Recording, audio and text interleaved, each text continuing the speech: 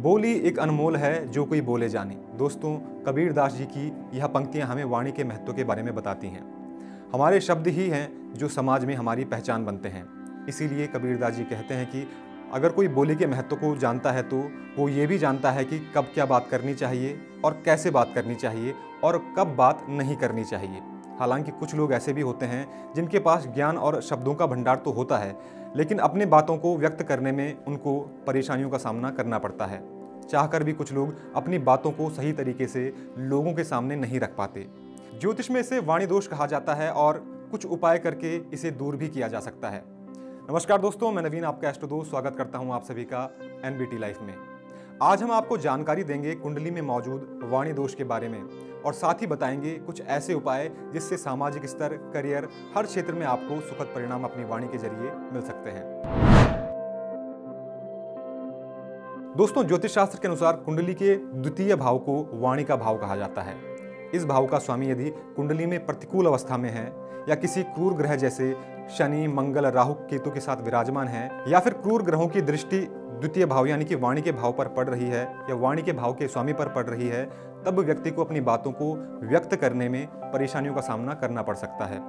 इसके साथ ही द्वितीय भाव पर क्रूर ग्रहों की दृष्टि हो तो आप कई बार चाहकर भी अपनी बात कहने में हिचकिचाने लगते हैं।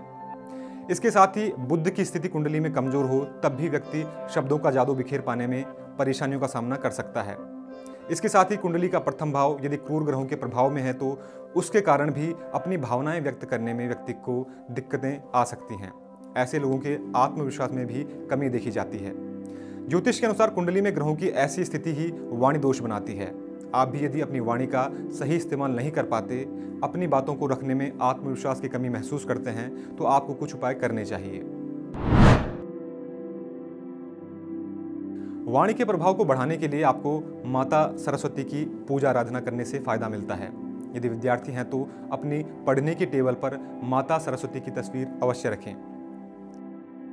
दोस्तों, लग्न भाव और द्वितीय भाव के स्वामी के बीज मंत्रों के जप से आपका आत्मविश्वास बढ़ता है और आप अपनी बातों को खुलकर कह पाते हैं। दोस्तों, कुंडली का लग्न भाव आत्मविश्वास का कारक माना जाता है। लग्न भाव का जो भी स्वामी होगा उसके बीज मंत्रों का जप करने से आपको लाभ प्राप्त होते हैं। दोस्तों, लग्न भाव कुंडली का प्रथम भाव होता है। आपके प्रथम भाव का जो भी स्वामी होगा, मान लीजिए आपकी कुंडली के प्रथम भाव में 8 लिखा है यानी कि 8वीं राशि वृश्चिक है, इसलिए आपको मंगल के बीज मंत्र का जप करना चाहिए। इससे आपके आत्मविश्वास में वृद्धि होगी। इसके साथ ही द्वितीय भाव का स्वामी, मान लीजिए आपके द्वितीय भाव में 9 अंक लिखा है यानी कि आपकी द्वितीय भाव की राशि बनेगी धनु और धनु राशि का स्वामी बृहस्पति ग्रह है। इसलिए आपको अपने वाणी के प्रभाव को बढ़ाने के लिए गुरु के बीज मंत्रों का जप करना चाहिए या गुरु से जुड़े उपाय करने चाहिए। इससे आपकी वाणी में निखार आएगा, साथ ही आपका आत्मविश्वास भी बढ़ेगा। गणेश जी की पूजा करने से भी वाणी का दोष हटता है। यदि आप प्रतिदिन हनुमान चालीसा का पाठ करें तो इससे भी आपको लाभ प्राप्त हो सकते हैं। इससे शब्दों का सही तरह से उच्चारण करने की क्षमता भी आप में आती है।